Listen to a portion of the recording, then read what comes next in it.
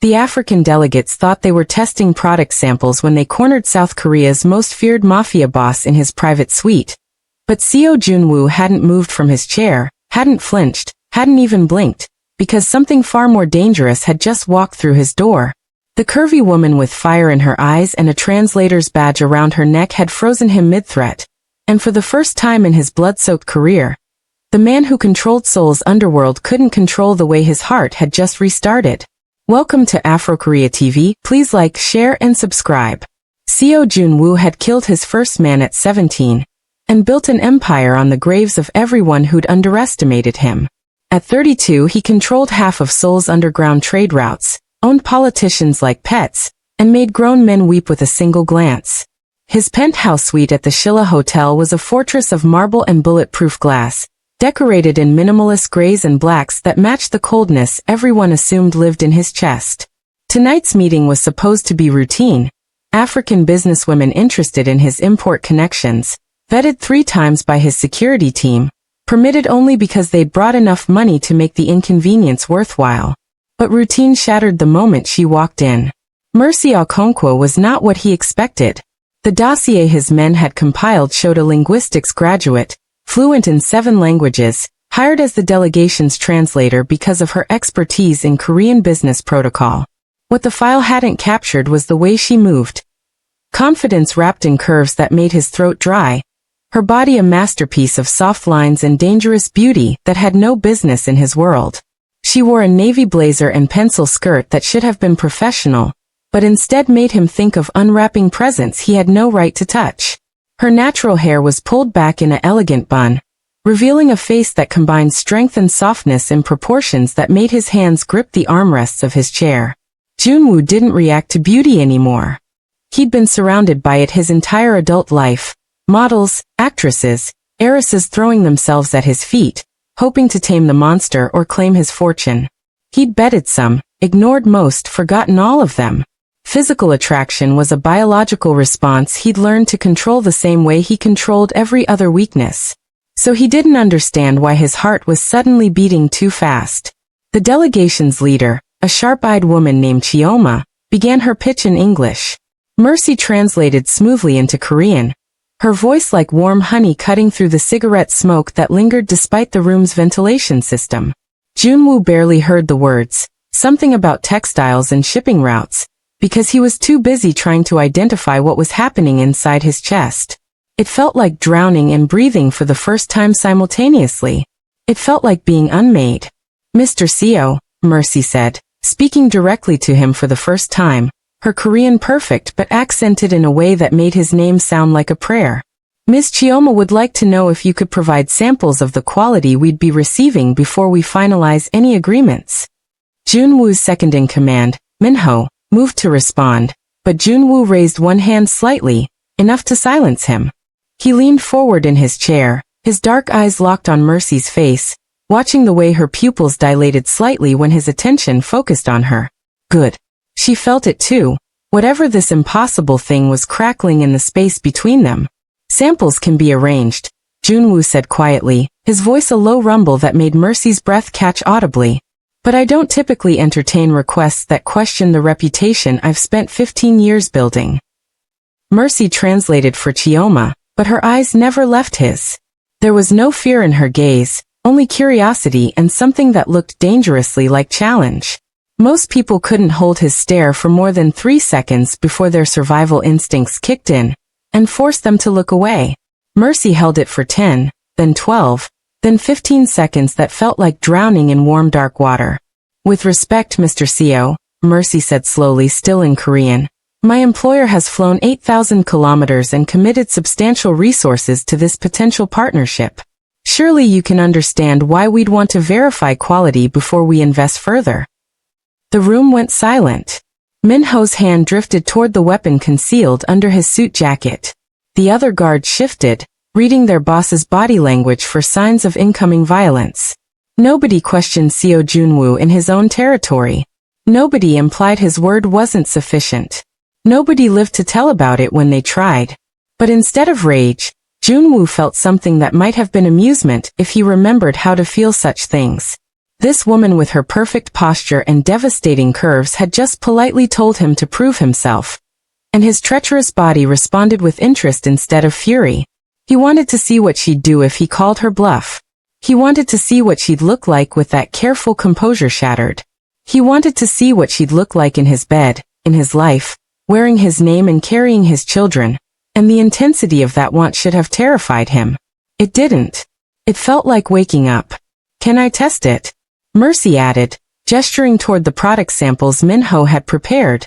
Luxury fabric swatches that represented their textile operation. Physically verify the quality myself? And that's when Seo Junwoo's legendary control snapped. He stood from his chair with lethal grace, crossing the room in 4 strides that ate up the space between them. Mercy's eyes widened, but she didn't retreat, even when he stopped close enough that she had to tilt her head back to maintain eye contact.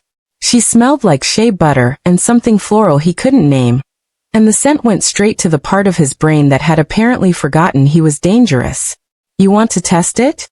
Junwoo asked, his voice dropping to a register that made everyone else in the room suddenly very interested in the floor. You want to put your hands on my merchandise, question my integrity and walk away unscathed? I want to do my job, Mercy replied steadily, though he could see her pulse hammering at her throat. Which includes due diligence. For a long moment, the only sound was breathing.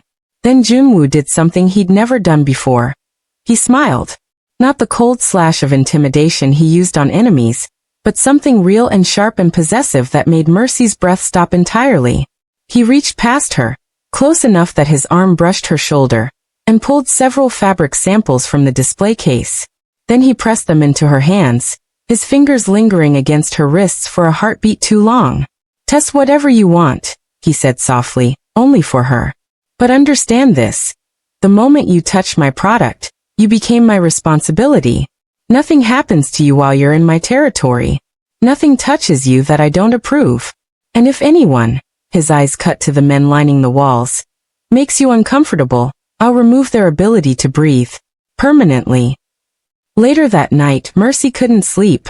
The delegation had returned to their hotel, satisfied with the samples and ready to move forward with negotiations. Chioma was thrilled, already calculating profit margins and expansion possibilities. But Mercy kept replaying those moments in Junwoo's penthouse. The way his presence had enveloped her like a storm. The way his eyes had promised things her body understood. But her mind rejected as impossible. She'd researched him before the trip, of course. Seo Junwoo, born in Busan to a single mother who'd worked 3 jobs to keep them alive, recruited by the Changsa gang at 15, had climbed the ranks through strategic brilliance and calculated violence. He'd broken away at 25 to form his own organization, something unheard of in Korea's rigid criminal hierarchy. Now he controlled import-export routes across East Asia, laundered money through legitimate businesses, and had enough government officials in his pocket to be functionally untouchable. He was photographed at charity galas and art exhibitions, always alone, always immaculate in designer suits that couldn't quite hide the predator underneath. The articles called him brilliant, ruthless, untouchable. They didn't mention the way he'd looked at her, as if she were water in a desert. They didn't mention the possessiveness in his voice when he'd claimed responsibility for her safety. They definitely didn't mention how her traitorous body had responded, every nerve ending lighting up like she'd been waiting her entire life for a dangerous man to say those exact words. Mercy threw off her blankets and moved to the window, staring out at Seoul's glittering skyline. She was here for business. 6 months of translation work and cultural consultation that would pay off her mother's medical debts and give her siblings educational opportunities they'd never have otherwise. She couldn't afford distractions, especially not from a man whose world was built on violence, and whose interest in her would evaporate the moment something shinier came along. Except he hadn't looked at her like she was shiny. He'd looked at her like she was inevitable. Her phone buzzed with a text from an unknown number. Sleep well, Mercy. You're safe tonight. She should have been frightened that he had her personal number. She should have been outraged at the presumption. Instead, her heart did something complicated and warm, and she fell asleep with her phone clutched against her chest like a schoolgirl with a crush. The next morning, chaos erupted.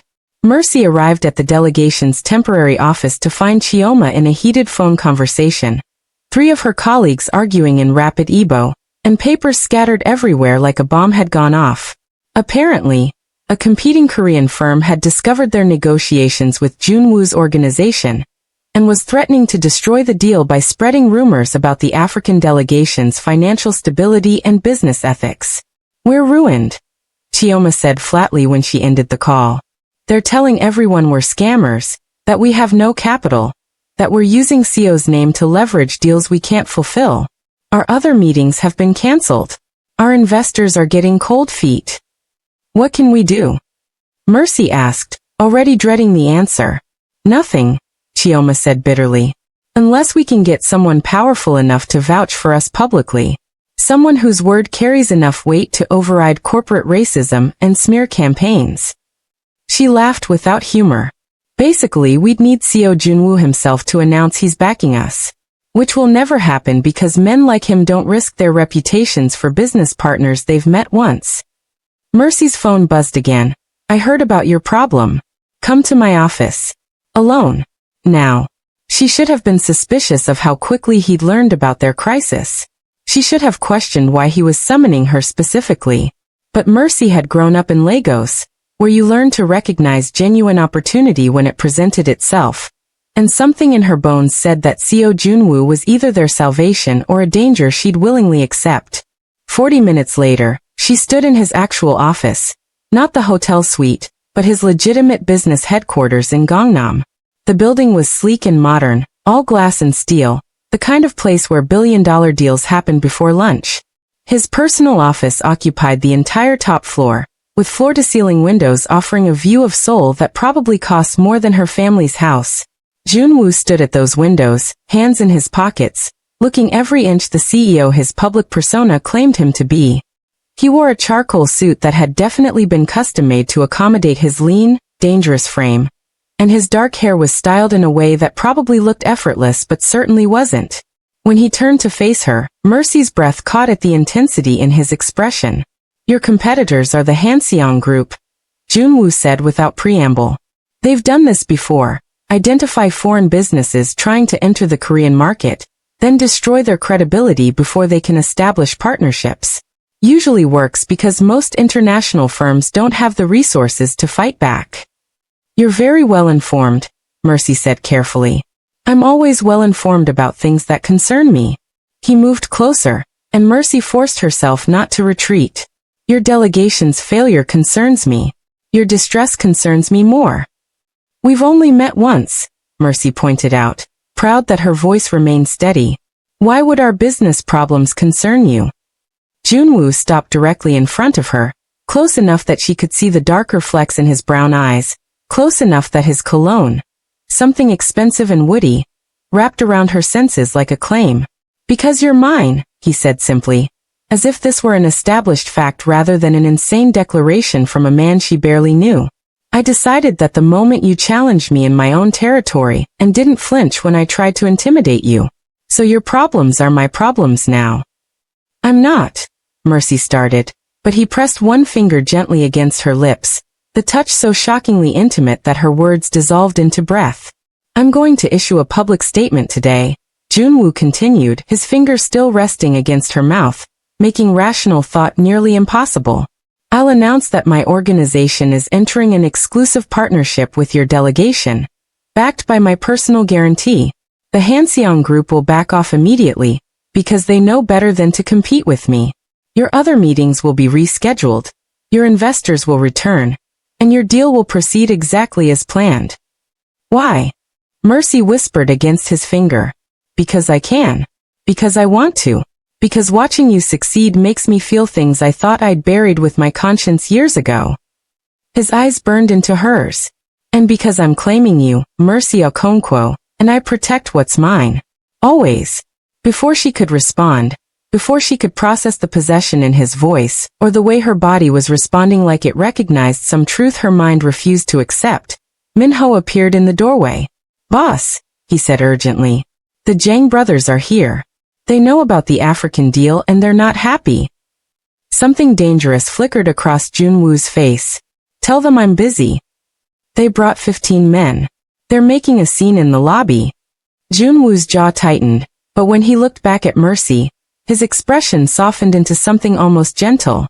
"Stay here," he commanded, already moving toward the door. "Lock it behind me.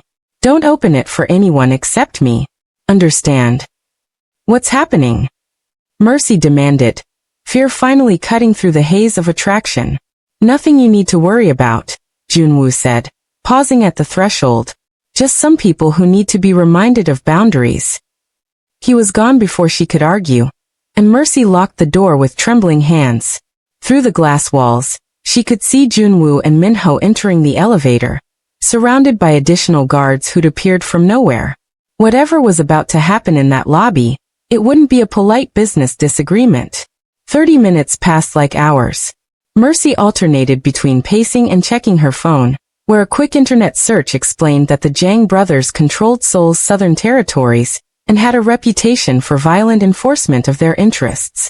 If they were angry about Junwoo's expansion into African partnerships, they weren't going to express that anger with strongly worded letters. When Junwoo finally returned, his knuckles were bruised and there was blood on his collar that definitely wasn't his.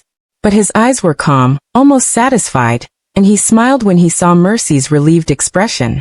"Told you not to worry," he said casually, as if he hadn't just clearly been in a fight. "You're bleeding," Mercy said, moving toward him without thinking, her hands reaching for his face before her brain caught up with her body.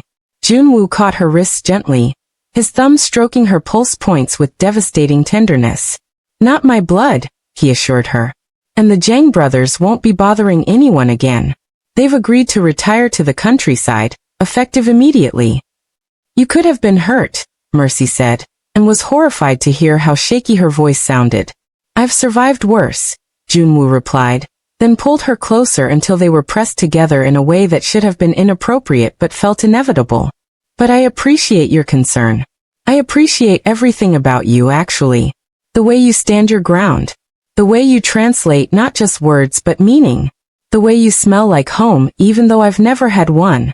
The way you make me want to be the man who deserves you instead of the monster I actually am." "You're not a monster," Mercy whispered, her hands somehow landing on his chest, feeling his heartbeat thundering beneath the expensive fabric. "I am," Junwoo said seriously. "I've done things that would horrify you. I'll do worse things in the future to keep you safe. But around you, Mercy, I remember what it felt like to be human. And I'm selfish enough to want to keep feeling that, even if it means you'll hate me when you finally understand what I really am." A few days later, Junwoo's public statement sent shockwaves through Seoul's business community. He held a press conference at his corporate headquarters, standing before cameras in a perfectly tailored navy suit, his expression professional, but his eyes burning with barely contained intensity as he announced an exclusive partnership with the African delegation. He praised their business acumen, their vision, and specifically mentioned Mercy as their invaluable consultant whose expertise has impressed me beyond measure. The Hanseong Group's smear campaign evaporated overnight. Scheduled meetings were reinstated with apologetic explanations about scheduling conflicts. New opportunities appeared daily. Within a week, Chioma's delegation had secured partnerships that would have taken years to develop organically. But the business success came with an unexpected complication. Seo Junwoo's attention became constant and impossible to ignore. He sent flowers to Mercy's hotel every morning, not roses, but African varieties he must have paid a fortune to import, accompanied by notes in his sharp handwriting that said things like "thought of you," and "these reminded me of your smile," and once, devastatingly, "I would burn Seoul to the ground for you." He appeared at every business dinner, always finding excuses to sit beside her, his hand possessive on the back of her chair or the small of her back. He arranged security details she didn't ask for, cars she didn't need, and opportunities that just happened to align with her career goals. "Your Korean boss is obsessed with you," Chioma observed one evening, watching Junwoo watch Mercy from across a crowded restaurant where they were celebrating another successful negotiation. "He's not my boss," Mercy protested weakly. "Honey, he looks at you like you're his last meal and first breath and only prayer all combined," Chioma said with the bluntness of someone who'd known her since university. "And you look at him the same way when you think nobody's watching. What are you waiting for?" "He's a criminal," Mercy said quietly. His empire is built on violence and corruption. Getting involved with him would be your choice, Chioma interrupted. You're a grown woman who's survived Lagos and student loan debt, and your family's expectations. If a powerful man wants to worship the ground you walk on, who am I to judge? Just be careful. Men like him don't love lightly, and when they fall, they take everyone down with them. That night, Junwoo drove Mercy back to her hotel himself, dismissing his driver and guards with a gesture that sent them melting into the shadows. His car was a matte black Mercedes that probably cost more than her annual salary, and the interior smelled like leather and his cologne and possibility. You don't have to drive me, Mercy said, even as she settled into the passenger seat with a sigh of contentment. I'm perfectly capable of taking a taxi. I know you're capable, Junwoo replied, pulling into Seoul's late-night traffic with practiced ease. But I wanted time alone with you. Is that so terrible? People will talk, Mercy said. They already are. Your employees, my colleagues, everyone we've met. They're speculating about us. Let them, Junwoo said, his hand leaving the gear shift to rest on her thigh, a possessive claim that made her breath catch. I'm not ashamed of my interest in you, Mercy. I'm 32 years old, and I've never felt this before. Not once. Not even close. So yes, people will talk and I don't care. The question is whether you care enough to deny what's happening between us. Mercy stared at his hand on her leg, at the scarred knuckles and long fingers that had probably killed people, and were now touching her with such careful reverence. I'm afraid, she admitted quietly. Of me. Junwoo's voice went tight with something that might have been pain. Of how much I want this, Mercy corrected. Of what it means. Of what happens when my contract ends and I have to go home, and you move on to the next interesting thing that crosses your path. Junwoo pulled the car over abruptly, parking in a secluded spot overlooking the Han River. Then he turned to face her, his expression fierce and vulnerable in equal measure. Listen to me, he said, framing her face with both hands, his thumb stroking her cheekbones with devastating gentleness. I don't move on from things I claim. I don't get bored of people who matter. And you, Mercy Okonkwo, you matter more than anything I've built or conquered or survived. When your contract ends, you won't go home unless you want to. And if you do want to, I'll follow. I'll build an empire in Lagos if that's where you need to be. I'll learn Igbo and meet your family and prove that I'm worthy of you even though we both know I'm not. Junwoo, Mercy whispered, and he made a low sound in his throat at hearing his name in her voice, rough with emotion and want. Say it again, he demanded, his forehead pressing against hers, their breaths mingling in the small space between them. Junwoo, she repeated. And then his mouth was on hers, swallowing the sound, claiming it in her in a kiss that tasted like desperation and belonging and everything she'd been afraid to want. He kissed her like she was oxygen after drowning, like she was salvation after damnation, like she was the only thing in Seoul, in the world, that mattered. His hand stayed gentle on her face even as the kiss deepened, even as her fingers tangled in his hair, even as small desperate sounds escaped her throat and he swallowed those too, greedy for every piece of her surrender. When they finally broke apart, both breathing hard, Junwoo rested his forehead against hers and said, I'm keeping you. I know that's insane and possessive and probably terrifying, but I'm keeping you. Fight me if you want. Run if you must. I'll follow you to the ends of the earth and convince you we're inevitable. I'm not running, Mercy said, surprised by the certainty in her own voice. Good, Junwoo said, and kissed her again, softer this time, like a promise instead of a claim. The following week, someone sent Mercy photographs. She found them slipped under her hotel door. Glossy prints showing Junwoo leaving a high-end nightclub with a beautiful woman on his arm, the two of them laughing at some shared joke. The images were recent, dated just 3 nights prior, during a business dinner Junwoo had canceled with Mercy because of emergency meetings. The note attached said simply, he collects beautiful things. Don't be stupid enough to think you're different. Mercy's hands shook as she studied the photographs. The woman was stunning, impossibly tall and thin, wearing a dress that probably cost a fortune, her hand familiar on Junwoo's arm in a way that suggested history. And he was smiling at her, that devastating smile Mercy had thought was reserved for her alone. Rational thought said to ask him about it, to give him a chance to explain before jumping to conclusions. But the voice in Mercy's head that sounded like her mother's warnings, and every cautionary tale she'd ever heard about powerful men, and the women foolish enough to trust them, said something different. It said she'd been an idiot to believe someone like Seo Junwoo could want someone like her for more than a temporary distraction. She didn't answer his calls that day, or the next. She threw herself into work, avoiding every situation where they might be alone, keeping conversations strictly professional when they had to interact for business purposes. She saw confusion in his eyes, then frustration, then something that looked like fear, but she couldn't afford to care. Protecting her heart had to come first. On the third day, Junwoo cornered her in a hallway after a meeting, his expression dangerous in a way that had nothing to do with business, and everything to do with barely controlled fury. "Explain," he demanded, backing her against the wall with his body, not touching but surrounding her, his presence overwhelming. "Explain why you're suddenly treating me like a stranger. Explain why you flinch when I try to touch you. Explain what the hell I did wrong so I can fix it." "Who is she?" Mercy asked, proud that her voice didn't shake. "The woman from the nightclub 3 nights ago?" Understanding flickered across Junwoo's face, followed by rage so pure that Mercy instinctively tried to push past him. His hand shot out to brace against the wall beside her head, not restraining her, but preventing her escape. "Someone sent you photographs," he said, his voice deadly quiet.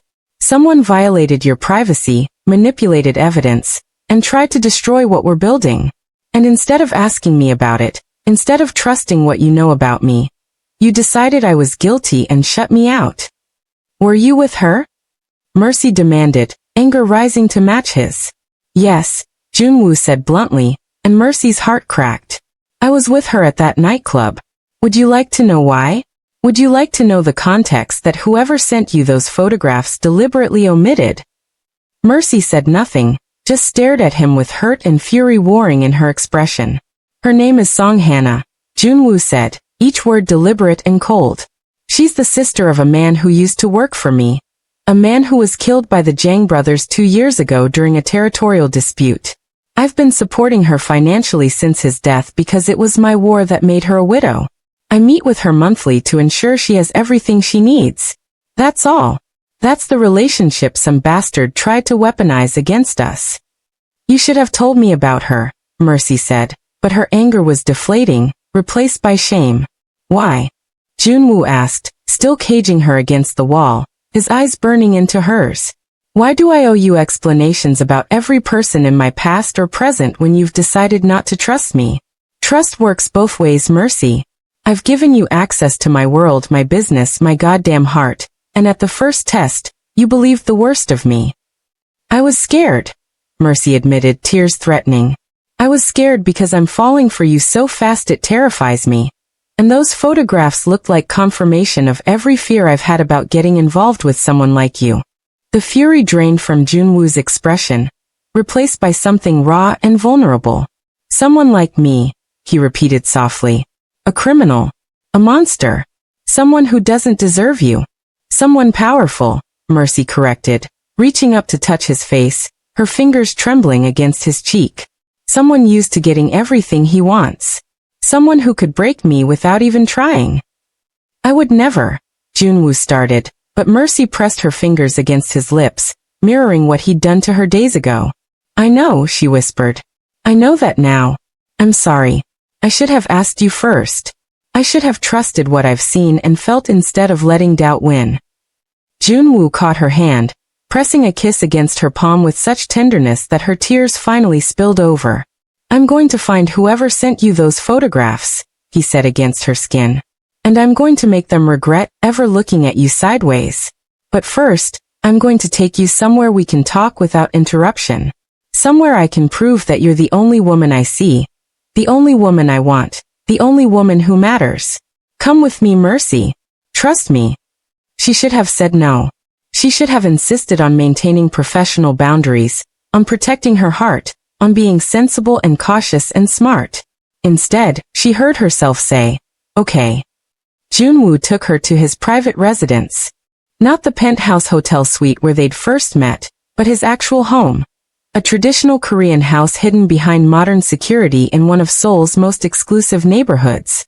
The property was surrounded by walls and gardens, a sanctuary of peace in the middle of the city's chaos. Inside, the architecture blended traditional elements with contemporary comfort. Exposed wooden beams, heated stone floors, floor-to-ceiling windows that overlooked a private garden illuminated by strategic lighting. "It's beautiful," Mercy breathed, turning in a slow circle to take it all in. "It's yours," Junwoo said simply. "Whenever you want it. For as long as you want it. The security codes, the keys, everything, it's all yours." "You can't just give me your house," Mercy protested weakly. "I can do whatever I want," Junwoo countered, moving closer, his hands settling on her hips with possessive certainty. "And what I want is for you to feel safe here. To understand that everything I have, everything I am, it's yours if you'll take it. No conditions. No expiration date. Just yours." This time when he kissed her, it was different, slower, deeper, weighted with promise and possession and a hunger that had been building since the moment they met. Mercy's hands fisted in his shirt as she kissed him back with equal desperation. All her doubts dissolving under the heat of his mouth, the strength of his hands, the way he held her like she was precious and necessary in his. "Stay tonight," Junwoo murmured against her lips, his hands sliding up her back, learning her curves through fabric that suddenly felt like an unbearable barrier. "Stay, and let me show you what you mean to me. Let me prove that you're not a distraction or a phase, or anything temporary. Let me worship you the way I've been dying to since the moment you challenged me in my own territory."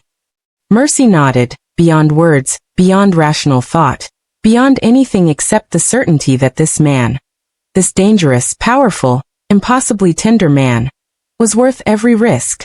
What happened next was inevitable and electric, and everything Mercy had fantasized about in the dark privacy of her hotel room. Junwoo carried her to his bedroom with effortless strength, laying her on sheets that smelled like him, his body covering hers with delicious weight. His hands were everywhere, reverent and possessive, learning her curves with devoted attention, making her feel like the most beautiful thing he'd ever touched. When he finally claimed her completely, it was with a tenderness that made her cry and a passion that made her forget her own name. They came together in whispered promises and bitten-off moans, in the slide of skin against skin and the desperate rhythm of hearts beating in sync. Junwoo worshipped every inch of her body with his hands and mouth, whispering Korean endearments she half understood and fully felt. And when the pleasure finally crested and shattered them both, he held her through it, murmuring her name like a prayer and a claim and a vow all at once. Afterward, they lay tangled together in the darkness, Mercy's head on Junwoo's chest, his fingers tracing patterns on her bare shoulder that felt like he was writing ownership into her skin. The silence between them was comfortable, weighted with satisfaction and something deeper that neither was quite ready to name aloud. "I need to tell you something," Junwoo said quietly, his voice rumbling through his chest where her ear rested. "About who sent those photographs." Mercy tensed, but his arms tightened around her, keeping her close. "It was the Hanseong Group," he continued.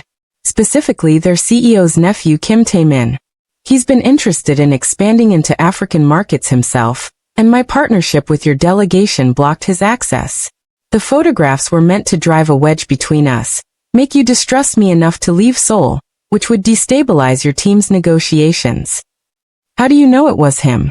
Mercy asked, trailing her fingers across the defined muscles of Junwoo's abdomen, feeling him shudder at her touch. "Because I had Minho investigate the moment you started avoiding me," Junwoo admitted. "I knew something had happened, something that made you doubt me. Finding the source took 12 hours. Deciding what to do about it took significantly less time." Something in his tone made Mercy prop herself up on one elbow, studying his face in the dim light filtering through the windows. "What did you do, Junwoo?" His expression was unapologetic, his eyes dark and dangerous even as his hand continued its gentle caress of her back. "I paid Kim Tae-min a visit this afternoon, before I cornered you. I explained very clearly that you are under my protection, that interfering with you or your delegation constitutes a declaration of war, and that if he ever looks at you again, I'll dismantle his family's company piece by piece and salt the earth where their headquarters stands." "That's..." Mercy started, not sure whether to be horrified or aroused by the casual violence in his voice. Necessary, Junwoo finished, pulling her back down against his chest. I told you I protect what's mine, Mercy. I meant it. Anyone who threatens you, who tries to hurt you or drive you away, they answer to me. And I'm not merciful when it comes to your safety. Mercy should have been disturbed by the possessiveness, by the implicit threat of violence, by everything about this situation that screamed danger and complication. Instead, she felt safe, genuinely deeply safe, for the first time since arriving in Seoul. This man who commanded criminals and inspired fear in entire organizations was using all that power to shelter her. And the intensity of that devotion was intoxicating. What happens now? She whispered against his skin. Now you sleep, Junwoo murmured, pressing a kiss to her forehead. And tomorrow, we continue building what we started. Your delegation gets the partnerships they deserve. Your career flourishes. And I figure out how to convince you to stay in Seoul permanently, or how to follow you home if you won't. You'd really leave your empire for me? Mercy asked skeptically. In a heartbeat, Junwoo replied without hesitation. I've spent 15 years building power and wealth and reputation, and none of it means anything compared to 5 minutes in your arms. So yes, I'd leave it all. I'd burn it all down if that's what keeping you required. Don't ever doubt that, Mercy. You're not an addition to my life. You're the point of it now. Mercy fell asleep wrapped in his arms, his heartbeat steady beneath her ear. His promises warming her more than the expensive sheets or the heated floors or anything else money could buy. For the first time since her mother's illness had forced her to take this job in Seoul, she felt like maybe, just maybe, she was exactly where she was supposed to be. But the morning brought complications she hadn't anticipated. Mercy woke alone in Junwoo's bed, wrapped in one of his shirts that fell to mid-thigh, her body deliciously sore in ways that made her blush. She found him in the kitchen, shirtless and dangerous looking even while making coffee, his back marked with scars that told stories she wasn't sure she was ready to hear. He turned when he sensed her presence, and his smile was so genuine, so openly happy, that her heart did something complicated in her chest. Good morning, he said, crossing to her and pulling her into his arms like it was the most natural thing in the world. I was going to bring you breakfast in bed, but you're awake early. Force of habit, Mercy said, sighing contentedly as he nuzzled into her neck. My mother always says. Her phone rang, interrupting the moment. Chioma's name flashed on the screen, and Mercy's stomach dropped at the timing. She answered with trembling hands, Junwoo's arms still around her waist. Mercy, where are you? Chioma demanded without preamble. We have an emergency. The Busan suppliers backed out overnight, claiming they received threats. Our entire supply chain just collapsed. I need you at the office immediately to help with damage control and translation. I'll be there in 30 minutes, Mercy promised, already mentally calculating travel time. Make it 20, Chioma said tersely. This could destroy everything we've built. And Mercy, whatever you're doing with Seo Junwoo, I need you to be very careful. People are starting to talk, and not all the talk is friendly. Some of our partners are concerned about our association with his organization. We can't afford complications right now. The call ended, and Mercy stood frozen in Junwoo's embrace, reality crashing back with brutal efficiency. She'd spent the night in a crime lord's bed while her colleagues were dealing with crises. She'd let herself get so distracted by attraction and emotion that she'd forgotten why she was in Seoul in the first place. To work, to earn money for her family, to build a future that didn't depend on a man's protection or approval. What's wrong? Junwoo asked, reading the tension in her body immediately. The Busan suppliers backed out, Mercy said, pulling away from him reluctantly. Someone threatened them. Our entire deal is falling apart, and I need to go help salvage it. Chioma thinks, she hesitated, not wanting to hurt him. She thinks my association with you might be causing problems with our other partners. Junwoo's expression went cold and calculating, the tenderness from moments before shuddering behind the mask of the strategist who'd built an empire. The threats came from the Hanseong group, he said flatly. Kim Taemin didn't appreciate our conversation yesterday. He's escalating. Can you fix it? Mercy asked, then immediately felt guilty for asking. This wasn't his problem to solve. She couldn't keep relying on his power and influence to smooth every obstacle. That wasn't a partnership. That was dependence. I can, Junwoo said, already reaching for his phone. I'll have those suppliers reinstated by this afternoon, and I'll make sure the Hanseong Group understands that further interference will have permanent consequences. No, Mercy said firmly, surprising them both. No, I can't let you keep fighting my battles. I can't let you use violence or threats every time something goes wrong. That's not who I want to be, Junwoo. That's not the life I want to build. Something that might have been hurt flickered across his face before he controlled it. What are you saying, Mercy? I'm saying I need some space, she said, the words tasting like betrayal even as she forced them out. I need to focus on work, on the delegation, on the reasons I came to Seoul. Last night was, she stopped, searching for words that wouldn't diminish what they'd shared. Last night was incredible. You're incredible. But I can't let myself get so caught up in this that I forget my responsibilities or compromise my values. Your values, Junwoo repeated, his voice very quiet and very dangerous. You mean you can't compromise your values by being with a criminal? By letting someone like me touch you, claim you love you? That's not what I meant. Mercy started, but he cut her off with a gesture. Go, he said flatly. Your colleagues need you. Your responsibilities are calling. Don't let me keep you from what actually matters. Mercy wanted to argue, to explain that he misunderstood, that she wasn't rejecting him but trying to maintain some sense of independence. But Chioma's words echoed in her head. We can't afford complications. And she was a complication, standing in a crime lord's kitchen wearing his shirt, her body still marked with evidence of his possession. So she gathered her clothes from the bedroom floor, dressed quickly in yesterday's outfit that now felt like a costume from someone else's life, and left Junwoo's sanctuary without looking back. If she had looked back, she would have seen the devastation on his face, the way his hands clenched into fists as he fought the urge to follow her. She would have seen the exact moment when his expression shuttered completely, when the man who'd worshipped her body and whispered promises in the darkness transformed back into the cold, untouchable mafia boss Seoul feared. But she didn't look back, and that mistake would cost them both. The next week was hell disguised as professional success. Mercy threw herself into work with desperate intensity, helping Chioma navigate the supply chain crisis, translating endless documents, mediating between Korean partners who'd developed sudden concerns about the delegation's legitimacy. The Busan suppliers remained withdrawn despite repeated negotiations, and new obstacles appeared daily. Shipping complications, regulatory questions, mysterious delays that all pointed to coordinated sabotage. Through it all, Mercy didn't hear from Junwoo. No texts, no calls, no flowers delivered to her hotel. His absence was a physical ache, but she told herself it was for the best. She'd been getting too dependent, too swept up in the fantasy of being claimed by a powerful man, who probably would have tired of her eventually anyway. Better to end it now, before her heart became so entangled that walking away became impossible. Except her heart was already entangled, and every night in her empty hotel bed was torture. She dreamed of his hands on her skin, his voice in her ear, his body moving against hers with devastating precision. She woke up reaching for him, and found only cold sheets and emptiness.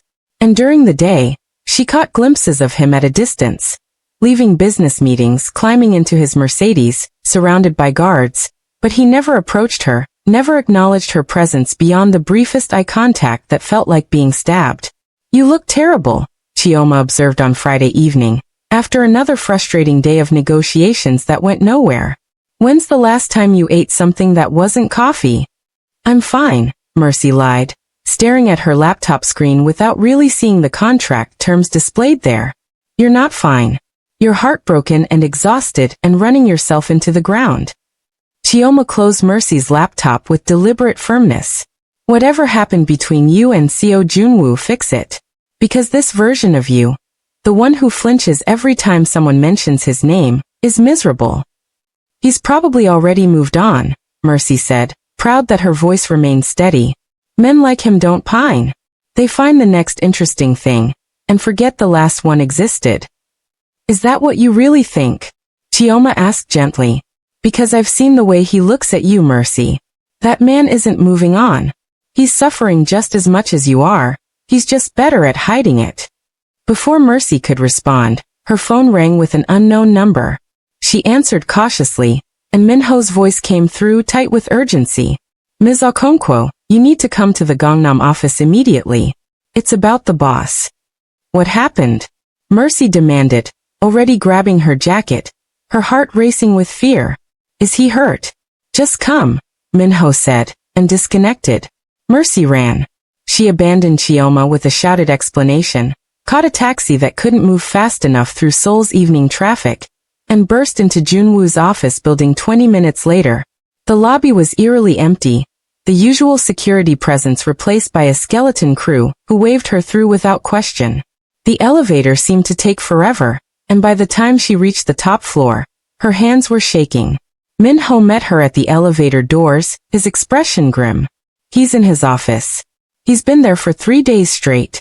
Won't eat, barely sleeps, just sits there staring at nothing. I thought, he stopped, something like desperation in his eyes. I thought maybe you could get through to him. Why would I be able to? Mercy started, but Minho cut her off. Because you're the reason he's like this, he said bluntly. And you're the only thing that's ever made him happy. So please just talk to him. Mercy pushed open the office door to find Junwoo standing at his windows, silhouetted against Seoul's glittering skyline. He looked thinner, harder, like all the softness she'd discovered in him had been carved away. He didn't turn when she entered, but his shoulders tensed, telling her he knew exactly who'd arrived. You shouldn't be here, Junwoo said, his voice as cold as she'd ever heard it. I believe you requested space. I'm giving you space. Minho said. Mercy started, moving closer despite the warning radiating from his posture. Minho had no right to call you, Junwoo interrupted. My problems are not your concern, remember? You made that very clear when you walked out of my home a week ago wearing yesterday's clothes like you couldn't wait to escape the contamination of my world. The bitterness in his voice broke something in Mercy's chest. I didn't mean it like that, she said desperately. I was trying to maintain some independence, trying not to lose myself completely in what we were building. I was scared, Junwoo. Scared of how much power you have over me. Scared of what it means to love someone whose world is so different from mine.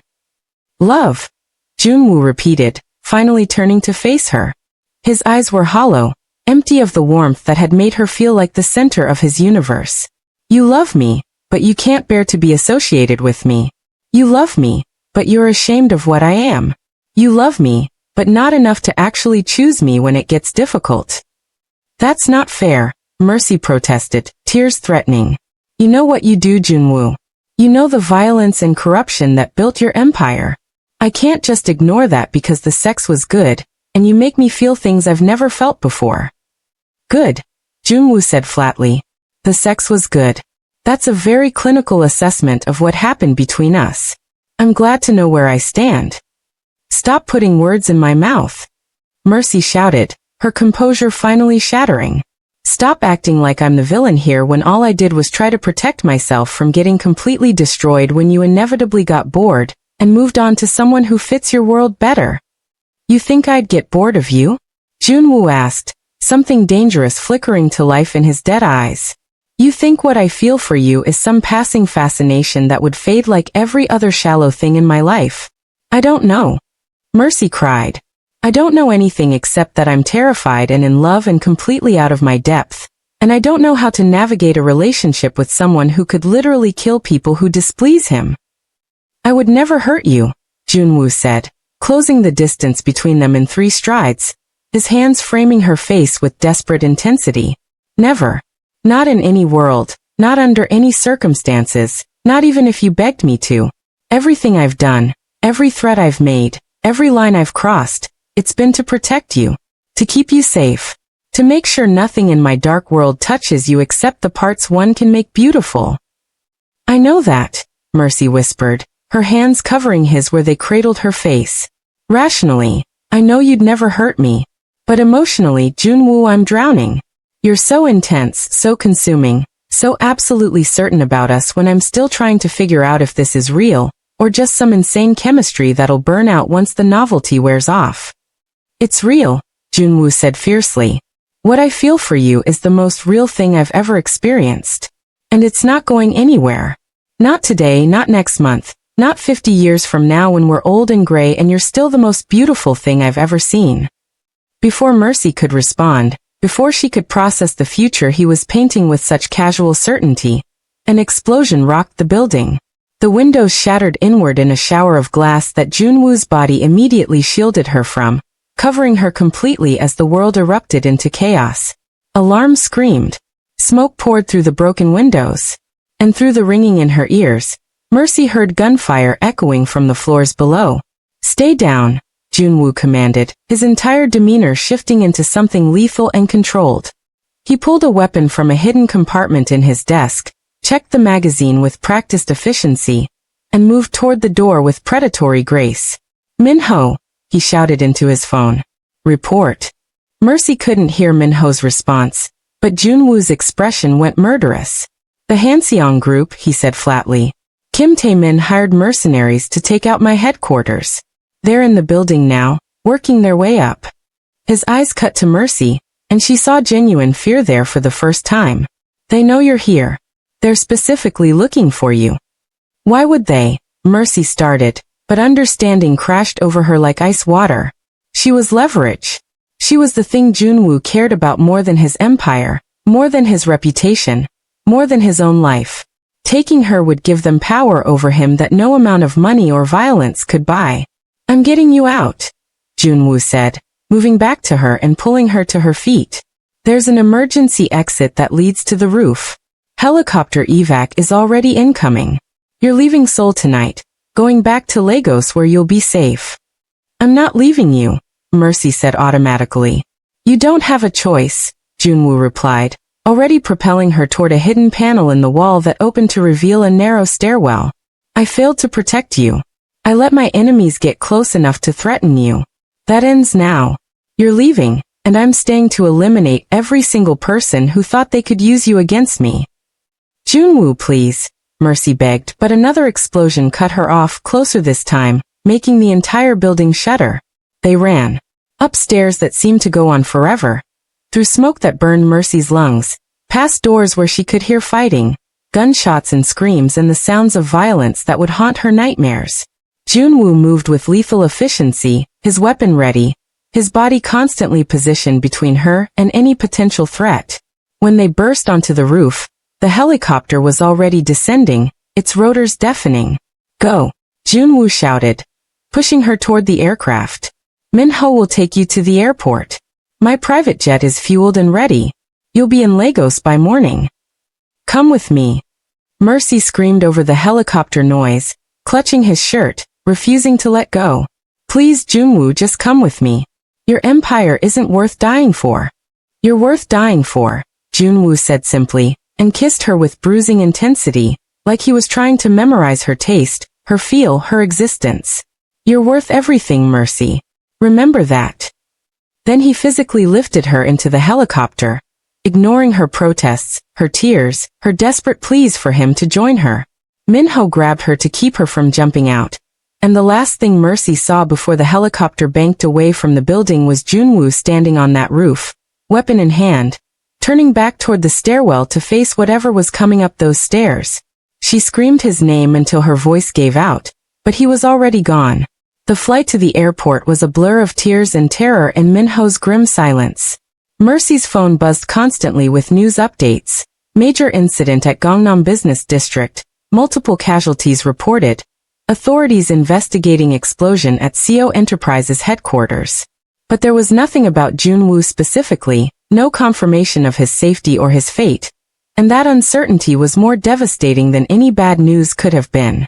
At the airport, Minho escorted her onto the private jet with professional efficiency, his own face drawn with worry, but his voice steady as he gave instructions to the flight crew.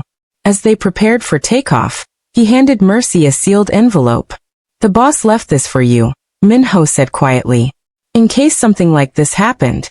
He's been carrying it in his jacket for weeks." Mercy's hands shook as she opened the envelope to find a letter in Junwoo's precise handwriting. "Mercy, if you're reading this, I've either sent you away for your safety, or I'm dead. Either way, you need to know some things. First, I love you. I've loved you since the moment you challenged me in my own territory, and made me remember what it felt like to be human. Everything I've done since that night has been motivated by that love. Even the things that scared you or made you doubt me. Second, you were right to be scared. My world is violent and dark and filled with people who would hurt you to hurt me. I should have been stronger. I should have walked away from you the moment I realized what you were becoming to me. But I'm selfish, Mercy. I wanted you more than I wanted to keep you safe, and that's a failure I'll carry forever. Third, there are bank accounts in your name now. Enough money to take care of your mother's medical expenses, your siblings' education, and anything else you'll ever need. Don't argue with me about this. It's already done, and it's the least I can do since I failed to give you the peaceful life you deserved. Fourth, if I survive whatever necessitated giving you this letter, I'm coming for you. I'll follow you to Lagos, to London, to the ends of the earth if that's what it takes. I'll prove that my love isn't just words or intensity or possessive madness. I'll prove I can be the man you need, even if I'll never be the man you deserve. And fifth, if I don't survive, please remember me kindly. Remember that you made me better than I was. Remember that loving you was the only truly good thing I ever did in my entire violent, corrupted life. Yours always, Junwoo. Mercy clutched the letter to her chest and sobbed. Great wrenching sounds that the flight attendant pretended not to hear. The jet took off, carrying her away from Seoul, away from danger, away from the man who'd somehow become essential to her existence in just a few weeks. And with every mile that separated them, she felt something vital tearing inside her chest. She told him she loved him in anger, in an argument, without meaning to say it at all. And now he might die without ever hearing her say it properly, with tenderness and certainty and the absolute conviction that whatever he was, whatever he'd done, he was hers and she was his and nothing else mattered. The thought that she might never get that chance made her want to tear the world apart with her bare hands. Back in Seoul, Seo Junwoo was doing exactly that. He'd cleared the roof access within 3 minutes, eliminating the mercenaries who'd made it that far with brutal efficiency. Then he'd worked his way down through his building floor by floor, room by room, showing exactly why Seoul's underworld feared him. The Kim family had made a catastrophic mistake by threatening Mercy, and Junwoo was a man who made examples out of mistakes. By dawn it was over. 13 mercenaries dead, 5 captured, and Kim Tae-min himself cornered in what remained of the Hanseong Group headquarters across the city. Junwoo had hunted him there personally, leaving Min-ho to coordinate cleanup at Seo Enterprises, driven by a rage so pure it was almost transcendent. Please, Kim Tae-min begged, on his knees in his own office, blood streaming from a broken nose. Please, it was just business. I didn't mean. You threatened her, Junwoo said quietly, his weapon pressed against Tae-min's temple. You sent people to take her. You forced me to send away the only good thing in my life, because keeping her near me had become too dangerous. There is no apology, no amount of begging, no sum of money that will save you now. I'll leave Korea, Tae-min sobbed. I'll dismantle everything. Just please. You're already dead, Junwoo said flatly. The only question is whether I make it quick or creative. In the end he made it quick. Not out of mercy, but because every second he wasted on Tae-min was a second longer, until he could follow Mercy to Lagos. He'd meant what he wrote in that letter. He was coming for her, and nothing in heaven or hell would stop him from claiming her properly this time. But first he had to make sure no threat remained. He spent the next week systematically dismantling every person and organization who'd been involved in the attack on his building or the threat to Mercy's safety. He burned the Hanseong Group to the ground, figuratively and in several cases literally, until Seoul's underworld understood with crystal clarity that Seo Junwoo's woman was untouchable. Then he boarded his private jet, called in every favor he had with Nigerian authorities, and flew to Lagos to reclaim what was his. Mercy had been home for 10 days when the rumors started. A Korean man was asking questions about her, showing her photograph to people in her neighborhood, offering money for information about where she lived and worked. Mercy's mother was worried, convinced some danger had followed her daughter home from Seoul, but Mercy knew exactly who it was.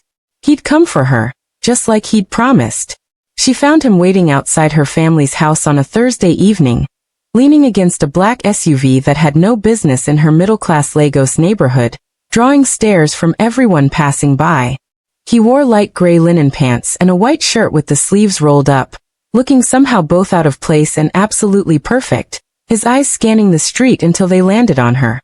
The expression that crossed his face, relief and hunger and love so intense it was almost violent, made Mercy's knees weak.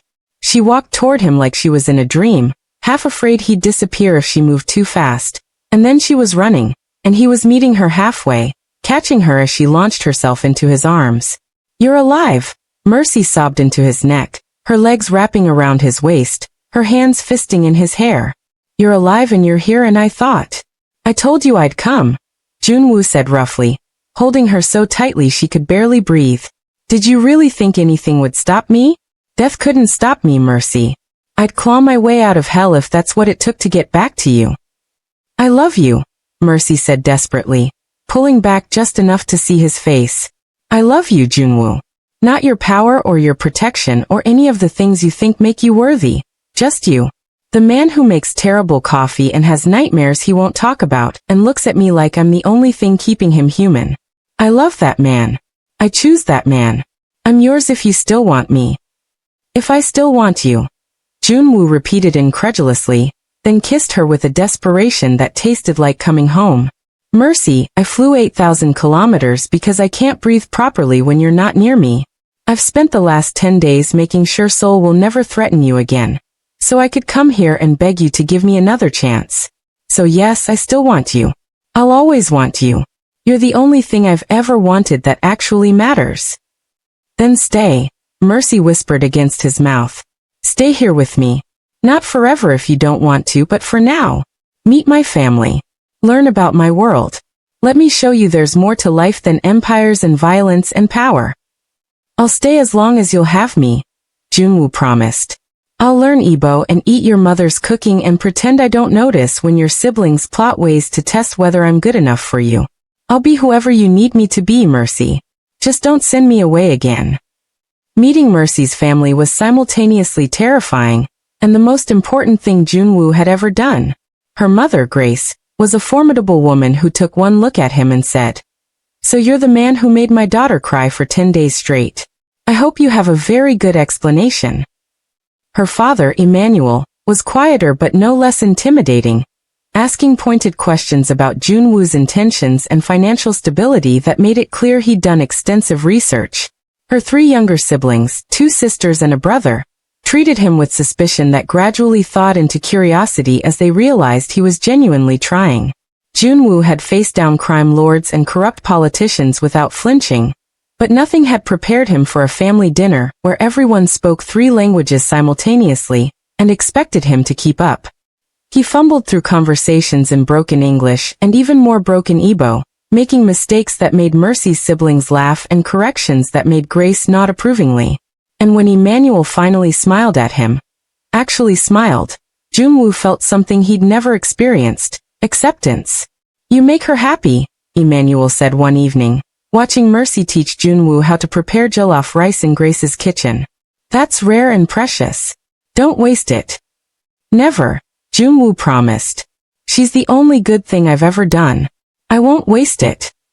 The weeks that followed were a revelation. Junwoo learned what it meant to have a family, to belong somewhere beyond business transactions and power dynamics. He sat through church services he didn't understand because Mercy's mother insisted. He played football with neighborhood kids who didn't care about his reputation. He walked with Mercy through markets where vendors called out greetings, and the air smelled like spices and possibility. And slowly, the tension he'd carried for 15 years began to ease. The nightmares became less frequent. The constant vigilance relaxed into something closer to peace. He was still dangerous, would always be dangerous, but Mercy's world was teaching him that danger didn't have to be his entire identity. "I need to go back to Seoul," Junwoo told her one night, 2 months into his stay in Lagos. They were lying on her narrow childhood bed, tangled together in a way that shouldn't have been comfortable but was. "Not permanently, never permanently anymore, but I have business I need to close properly. Transfers of power I need to oversee. I want to step back from active leadership, find someone I trust to run operations while I build a different life."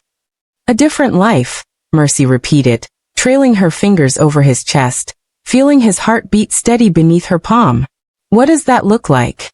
It looks like splitting time between Lagos and Seoul, Junwoo said, catching her hand and pressing it over his heart.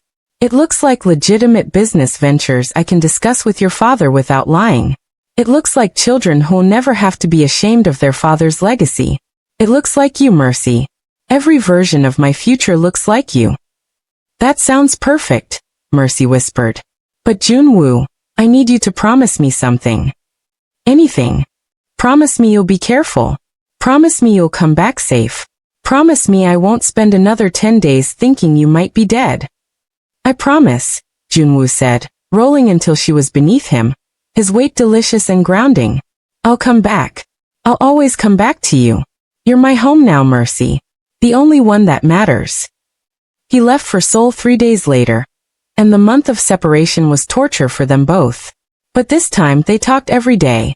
Video calls where Mercy watched him navigate business transitions, and he watched her continue translation work for companies operating between Korea and West Africa.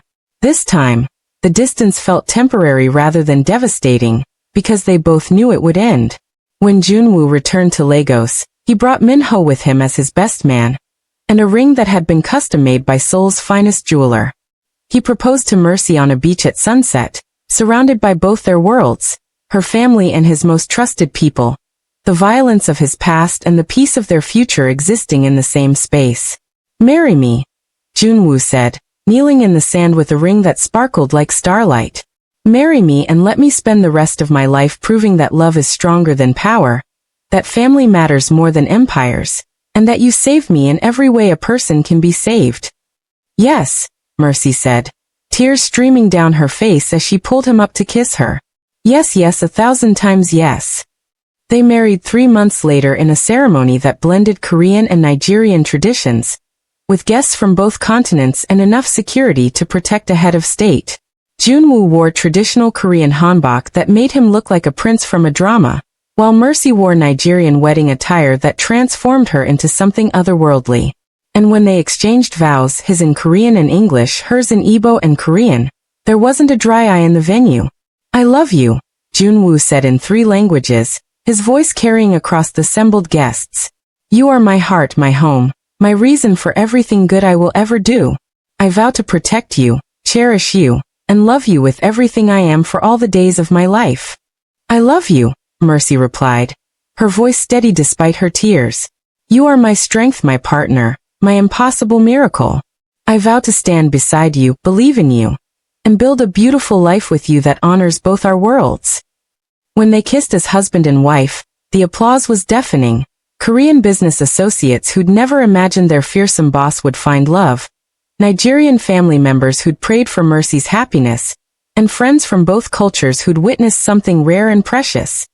2 people from impossibly different worlds choosing each other despite every obstacle. The reception lasted until dawn, with traditional Korean performances followed by Nigerian dancing that pulled even the most reserved guests onto the floor. Junwoo danced with Mercy's mother, earning Grace's final stamp of approval when he told her in carefully practiced Igbo that he would spend his life making her daughter happy. Emmanuel and Minho bonded over whiskey and stories about keeping their respective charges alive, and Mercy's siblings extracted promises from Junwoo about future visits, education funds, and his solemn vow to never make their sister cry again. I can't promise I'll never make her cry, Junwoo said honestly, surrounded by Mercy's protective family. But I promise those tears will be from happiness, from feeling too much love, from building something so beautiful it overwhelms us both. Never from neglect, never from betrayal, never from me taking her for granted.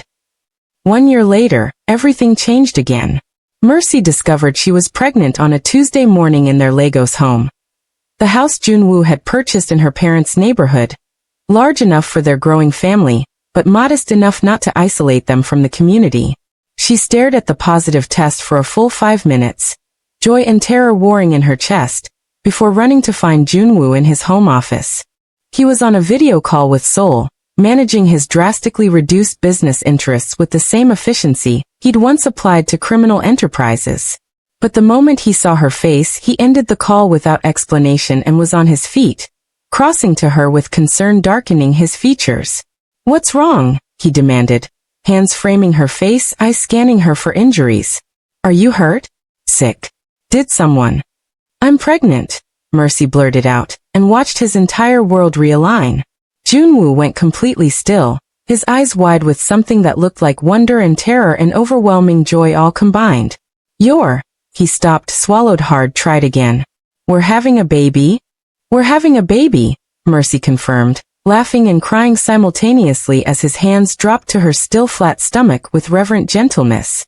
"I'm going to be a father," Junwoo whispered, and then he was lifting her, spinning her carefully, kissing her with such tenderness that her heart felt too large for her chest. "We're having a baby. Mercy, we're having a baby." The pregnancy was simultaneously wonderful and terrifying for them both.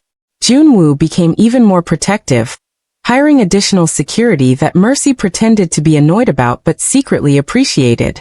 He attended every doctor's appointment with meticulous attention, asking questions that made the Nigerian physicians smile at his obvious devotion.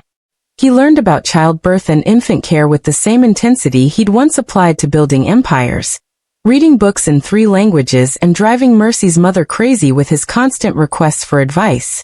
"He's going to be impossible when the baby actually arrives," Grace observed one afternoon, watching Junwoo rearrange the nursery for the 3rd time to optimize for safety and comfort. "He's impossible now," Mercy said fondly, her hand resting on her growing belly. "But he's my impossible, and I wouldn't change him." The complications started in her 7th month. Mercy developed preeclampsia, high blood pressure that threatened both her life and the baby's. The doctors recommended bed rest and careful monitoring, but Junwoo heard threatened and dangerous, and immediately transformed back into the man who'd once controlled Seoul's underworld through pure force of will. "We're flying to Seoul," he announced after the diagnosis, already making calls to arrange his private jet and the best maternal-fetal medicine specialists in Asia. "The medical facilities there are more advanced. I have doctors on retainer who specialize in high-risk pregnancies. We're leaving tonight." "Junwoo, I can't travel," Mercy protested weakly from the bed where she'd been ordered to rest. The doctors said you're in danger," Junwoo interrupted, his voice tight with barely controlled fear. "Which means we're doing everything, to eliminate that danger. I've already consulted with specialists in Seoul, Lagos, London, and New York. The consensus is that you need access to a NICU-equipped facility with maternal-fetal medicine experts immediately available. Seoul has the best in Asia. We're going." For once, Mercy didn't argue. She could see the terror beneath his determination, the way his hands shook slightly when he thought she wasn't looking, the haunted expression that said he was imagining losing her and couldn't survive that future. So she let him arrange everything: the medical transport plane staffed with nurses, the direct admission to Seoul's premier hospital, the suite that he'd essentially transformed into a high-security medical facility. "I can't lose you," Junwoo said on the flight, holding her hand with desperate gentleness. "I've survived everything life threw at me: poverty, violence, betrayal, war. But I can't survive losing you. You're the reason I'm alive, Mercy. You and this baby are my entire world." "You're not losing me," Mercy promised, squeezing his hand. "I'm too stubborn to go anywhere. Our baby needs both parents, and I need you, so we're all going to be fine." The next 8 weeks were a blur of hospital rooms and medical monitoring and Junwoo's constant presence. He barely left her side, conducting business from her bedside when he couldn't avoid it, sleeping in the chair beside her bed, because being separated by even hospital hallways was unacceptable. Minho brought files and reports, but everyone knew the boss's priority had shifted entirely to the woman carrying his child. Mercy went into labor 3 weeks early, and it was complicated, exactly the scenario the doctors had feared. Emergency C-section, hemorrhaging, moments where Junwoo stood outside the operating room with blood on his hands from holding her too tightly and absolute terror in his eyes. "Mr. Seo," the doctor said, emerging after what felt like an eternity. "Your wife is stable. The bleeding is controlled. And your daughter is healthy, small but healthy." "Daughter," Junwoo repeated, the word breaking something open in his chest. "I have a daughter?" "You have a daughter," the doctor confirmed, smiling. and a very strong wife who fought incredibly hard to bring her safely into the world. When they finally let him into the recovery room, Mercy was pale but conscious, holding a tiny bundle wrapped in pink blankets. She looked up when he entered, and her smile was radiant despite her exhaustion. "Come meet your daughter," Mercy said softly, and Junwoo moved to her bedside on trembling legs. The baby was impossibly small, her skin a beautiful blend of her parents' heritage, her dark hair already thick and wild. When Junwoo carefully took her from Mercy's arms, she opened her eyes, dark like his, and stared at him with an intensity that felt like recognition. "Hello, little one," Junwoo whispered, tears streaming freely down his face for the first time since childhood. "I'm your Appa. I've been waiting my whole life to meet you. What should we name her?" Mercy asked, watching her fierce husband transform into something impossibly gentle as he cradled their daughter. "Something that means hope," Junwoo said immediately. "Because that's what she is. What you both are. Hope that someone like me can have beautiful things. Hope that love can redeem even the darkest past. Hope for a future I never imagined I deserved." They named her Nkuruka Grace Seo. The future is bright in Ebo, honoring both her heritage and the hope she represented. And watching Junwoo hold his daughter, singing Korean lullabies in a voice rough with emotion while Mercy recovered her strength, she knew they'd built something miraculous from the chaos of their first meeting. 6 months later, they were back in Lagos, their daughter thriving, their life a beautiful blend of cultures and compromise. Junwoo had fully transitioned his sole operations to trusted subordinates, maintaining only advisory roles that allowed him to focus on legitimate businesses, and most importantly his family. He split his time between Korea and Nigeria, building connections between the two countries through ethical business ventures that employed people from both nations.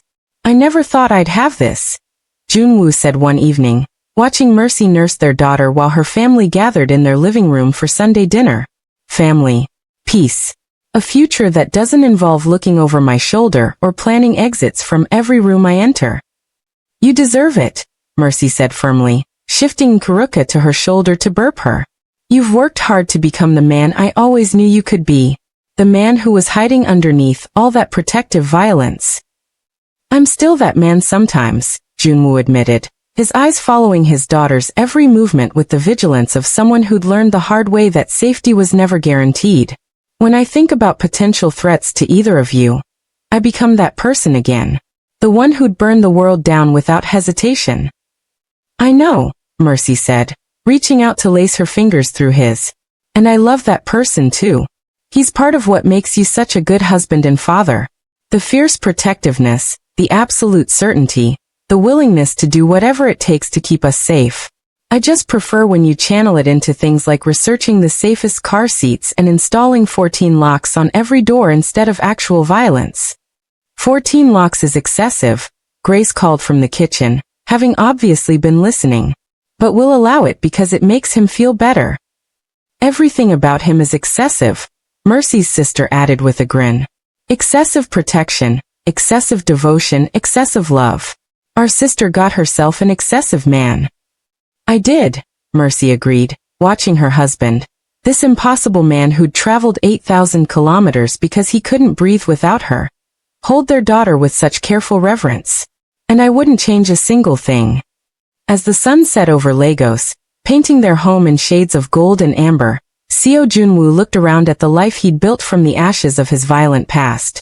A wife who'd seen his darkness and chosen him anyway. A daughter who represented hope and redemption and second chances. A family who'd accepted him despite everything he'd been. A home that felt safe not because of security systems or weapons, but because it was filled with love. "Thank you," he said quietly, meant only for Mercy but heard by everyone who mattered. "Thank you for asking if you could test it that night. Thank you for challenging me. Thank you for seeing past the monster to the man underneath.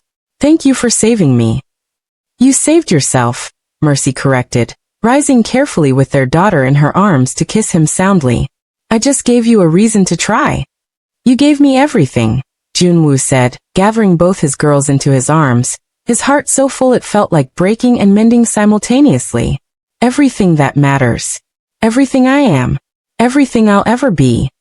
And in that moment, surrounded by family and love and the beautiful chaos of their merged worlds. Seo Junwoo, once Seoul's most feared crime lord, now Lagos's most devoted husband and father, finally understood what peace felt like. It felt like Mercy's laugh, like his daughter's tiny hand wrapped around his finger, like Sunday dinners with family who saw him as a man rather than a monster, like building a future on love instead of fear. It felt like coming home. Thank you for joining us in Afrokorean TV. If you loved Mercy and Junwoo's journey from dangerous attraction to beautiful forever, please like, share, and subscribe for more dark romance stories that prove love can redeem even the most impossible souls. What should our next story be about? Let us know in the comments below.